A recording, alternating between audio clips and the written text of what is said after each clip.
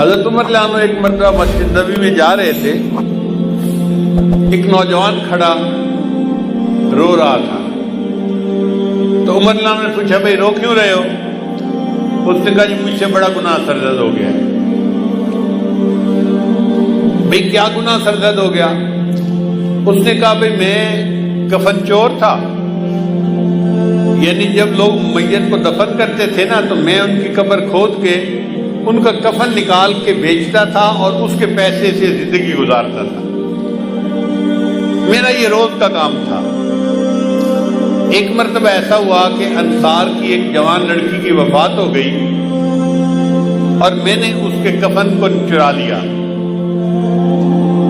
پھر میں تھوڑی دور آگے چلا تو میرے اوپر شیطان غالب آ گیا اور شیطان نے دل میں بات ڈالی کہ لڑکی تو جوان العمر تھی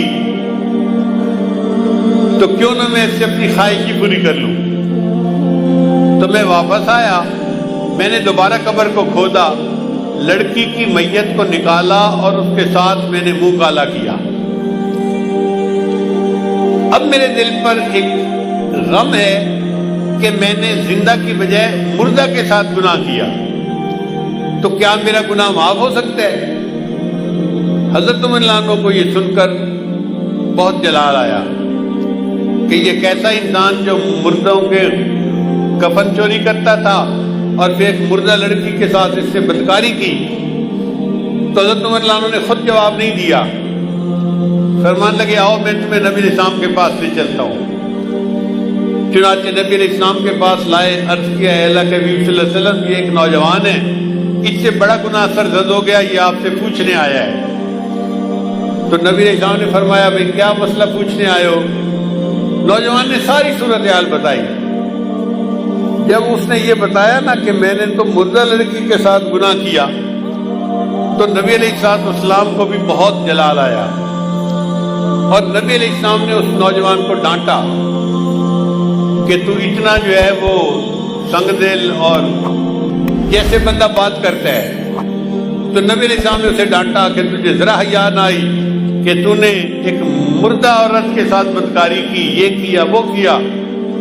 جب اس نوجوان نے دیکھا کہ نبی علیہ السلام بھی مجھے ڈانٹ رہے ہیں تو وہ وہاں سے کھسک گیا اور وہ مسجد نبی سے نکل کے سیدھا باہر دیہات میں گیا، ویرانہ تھا جہاں۔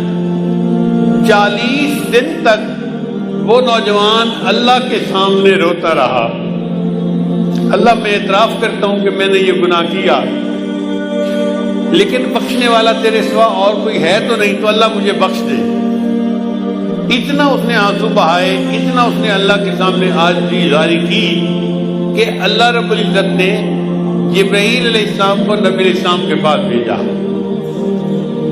جبرائیل السلام نے آ کے پوچھا اے اللہ کے حبیب صلی اللہ علیہ وسلم، اللہ نے مجھے آپ کی طرف بھیجا ہے اور اللہ نے کہا ہے کہ مجھے یہ بتاؤ کہ بندوں کو آپ نے پیدا کیا ہے یا میں نے پیدا کیا ہے؟ تو نبی علیہ السلام نے جواب دیا کہ مجھے بھی اللہ نے پیدا کیا ہے اور ساری مخلوق کو اللہ نے پیدا کیا ہے۔ پھر پوچھا اچھا یہ بتائیے کہ بندوں کو رزق کون دیتا ہے، آپ دیتے ہیں یا میں دیتا ہوں؟ نبی علیہ السلام نے جواب دیا ساری مخلوق کو اللہ رزق دیتا ہے، مجھے بھی اللہ ہی رزق دیتا ہے۔ اے اللہ کے رسول، اللہ نے تیسری بات یہ پوچھی ہے کہ بندوں کی معافی کو میں نے قبول کرنا ہے یا آپ نے قبول کرنا ہے؟ تو نبی علیہ السلام نے جواب دیا ہر بندے کی معافی کو اللہ نے قبول فرمانا ہے اور میرے بھی غلطیوں کو اللہ نے معاف فرمانا ہے۔ جب نبی علیہ السلام نے 3 باتوں کا جواب دیا تو جبرائیل السلام نے کہا مجھے اللہ تعالیٰ نے بھیجا ہے آپ کو یہ بتانے کے لیے کہ وہ جو نوجوان آپ کے سامنے آیا تھا اور اس نے گناہوں کی معافی کی بات کی تھی اور آپ نے ذرا ترش روئی سے جواب دے دیا، وہ بچہ یہاں سے سیدھا ویرانے میں چلا گیا۔ 40 دن ہو گئے، وہ دن رات روتا ہے، مجھ سے معافیاں مانگتا ہے اور میں پروردگار نے اس کے گناہ کو معاف کر دیا ہے۔ لہذا اس نوجوان کو آپ بلائیے اور بتا دیجئے کہ اللہ نے تمہارے گناہ کو معاف کر دیا۔